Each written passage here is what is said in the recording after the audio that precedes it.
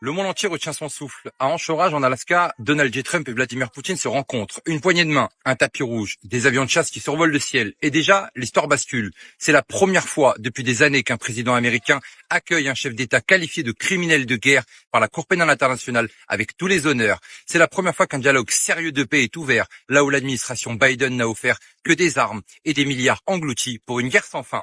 Un détail frappe. Une partie des discussions s'est tenue dans un lieu surnommé le Q1, situé sur la 17e rue. Un nom qui résonne avec une autre guerre, celle de l'information, qui secoue les États-Unis depuis 2017. Alors, s'agit-il d'un coup d'État diplomatique ou bien de la première étape d'un renversement géopolitique total ? Avant même de serrer la main de Trump, Poutine frappe fort. Il se rend à un monument honorant la coopération entre les Américains et les Soviétiques durant la Seconde Guerre mondiale. Un geste lourd de sens. Les États-Unis et la Russie n'ont pas toujours été ennemis, ils ont été alliés. Poutine rappelle cette mémoire partagée et envoie un message subtil. Si nous avons combattu ensemble le nazisme, pourquoi devrions-nous nous détruire aujourd'hui ? Un contraste brutal avec le discours dominant en Europe, où dialogue avec Moscou est devenu un tabou. Cette image fissure le narratif occidental. La Russie n'est pas condamnée à être l'ennemi éternel. À Kiev, Zelensky s'agite. Il affirme que la Russie n'a aucun intérêt à la paix, qu'aucun signal ne montre la volonté d'arrêter la guerre. Mais pendant qu'il parle, Poutine et Trump s'assoient ensemble dans une salle restreinte au format 3+3 avec Larov ou Tchakov présents pour peser chaque mot. Alors, qui dit vrai ? Celui qui répète la paix est impossible ou celui qui négocie en silence ? Zelensky ne craint pas tant Moscou que son effacement politique, car si Trump et Poutine trouvent un accord direct, Kiev n'a plus de rôle. Et c'est cette exclusion qui le rend nerveux, désespéré. Le décor lui-même est une mise en scène. Au-dessus de la base de Elmendorf-Richardson, un bombardier furtif B-2 fend le ciel, escorté par 4 F-35. Un rappel de la puissance militaire américaine, mais aussi un clin d'œil à l'histoire récente. Ces mêmes avions avaient mené des frappes stratégiques contre l'Iran lors de la guerre Iran-Israël de 2025. Aujourd'hui, c'est sous leurs ailes que Trump et Poutine se saluent. Un paradoxe saisissant. La force brute utilisée non plus pour détruire, mais pour encadrer une possible paix. Un langage que Poutine comprend parfaitement. Puis vient la confrontation avec la presse. Les journalistes américains hurlent « Président Poutine, allez-vous arrêter de tuer des civils ?» Poutine ne répond pas. Sourire, narquois, regard de marbre. Il fait semblant de ne pas entendre. Ses équipes répètent froidement « Thank you, presse ». C'est un mépris calculé, une gifle silencieuse aux médias occidentaux, car pour lui, ils ne valent plus une réponse. Et ce mépris fait enrager CNN, MSNBC, mais fascine une partie du peuple américain, lassé par les mensonges. Car au fond, Poutine et Trump partagent un ennemi commun, les médias mainstream accusés d'être le relais du Deep State. Mais derrière les portes fermées, que s'est-il dit ? Trump parle de grands progrès, Poutine d'un contact professionnel et digne de confiance. Les deux confirment avoir trouvé un terrain d'entente sur la fin du conflit en Ukraine. Poutine ajoute une phrase lourde. Si Trump avait été président en 2022, la guerre n'aurait jamais eu lieu.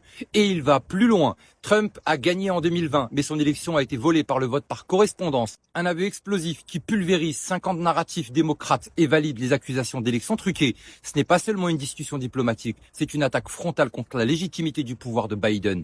Au sommet de l'Alaska, Trump déroule un message clair lors de la conférence de presse. Entente cordiale avec Poutine, avancée concrète et volonté d'en finir avec un conflit qui tue par milliers chaque semaine. Mais surtout, un détail choc. L'OTAN et Zelensky ne seront pas consultés, seulement informés. Un changement d'air brutal. Washington ne suit plus le script anti-russe. C'est la table Poutine-Trump qui fixe désormais le tempo. Et l'Europe, elle attend dans le couloir, spectatrice, impuissante d'une réécriture de l'histoire sans elle. C'est un renversement symbolique. Le centre de gravité n'est plus à Bruxelles ni à Kiev, mais à Anchorage, sur la 17e rue, dans le bloc Q1. La réaction ne s'est pas fait attendre. L'Instagram parle de nausée. Le sénateur Blumenthal dit que son estomac s'est retourné en entendant Trump qualifier Poutine de fabuleux bon ami. John Brennan, ancien directeur de la CIA, sombre dans le ridicule en affirmant que Poutine a probablement passé une puce électronique dans la voiture présidentielle. Et les médias s'accrochent à l'absurde. Fox News affirme que Poutine a écrasé Trump parce qu'il a parlé en premier lors de la conférence de presse. Ces réactions hystériques révèlent une seule chose. Ce sommet fait peur. Car si la paix s'impose, le pouvoir des démocrates s'effondre. Tout leur édifice bâti sur la haine de la Russie s'écroule.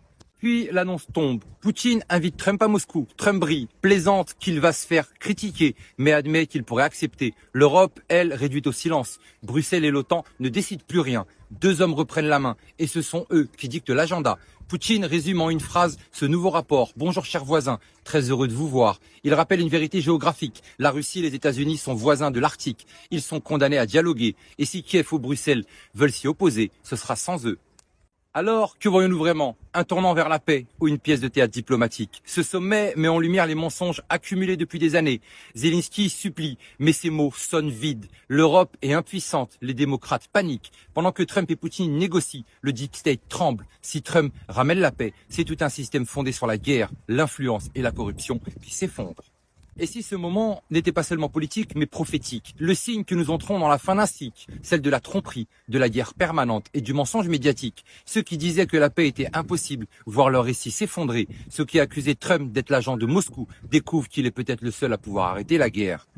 Et ceux qui créaient la démocratie tout en manipulant les urnes entendent désormais un chef d'État étranger rappeler au monde que leur empire repose sur un mensonge. Chaque empire bâti sur la peur finit par s'écrouler. Chaque mensonge a une fin. Et lorsque l'illusion tombe, il reste que la vérité. La vérité que la guerre n'est pas une fatalité, que la paix est possible et que ceux qui se nourrissent du sang, du chaos, des milliards engloutis sont en train de perdre leur monde.